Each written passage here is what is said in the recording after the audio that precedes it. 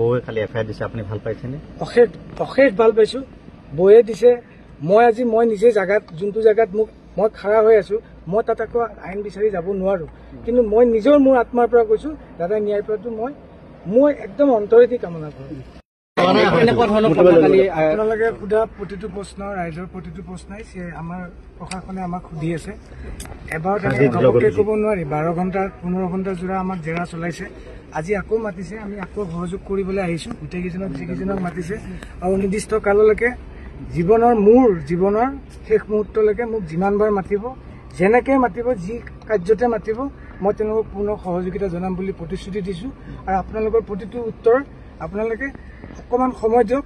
এতিয়া তদন্ত চলি আছে, যিহেতু তদন্তৰ কিছুমান তাগিদা থাকে যে চব কথা মুকলিকৈ ক'লে তদন্তত হয়তো কোনোবা জেগাত তেওঁলোকৰ অসুবিধা হ'ব। ক্ষিপ্ৰগতিত আগবাঢ়িছে। ময়ো বিচাৰো দাদাই প্ৰত্যেকটো কথা, আপোনালোকে কোৱা প্ৰত্যেকটো কথাৰ ন্যায়। দাদা মোৰো দাদা, যোনে জানে আপোনালোকে মোৰো দাদা হয়, ইমান বছৰে দেখিছে। দাদাই ন্যায় পোৱাটো মোৰ অন্তৰেদি, মোৰ ঘৰৰ, মোৰ আত্মায়ো বিচাৰে দাদাই ন্যায় পাওক। তাৰ কাৰণে মোৰ কৰিবলগীয়া যিখিনি, আপোনালোকে যেনেকৈ আহিছে, মোৰ কৰিবলগীয়া যিখিনি প্ৰশাসনক সহায় মই কৰিবলৈহে আহিছো। ধন্যবাদ।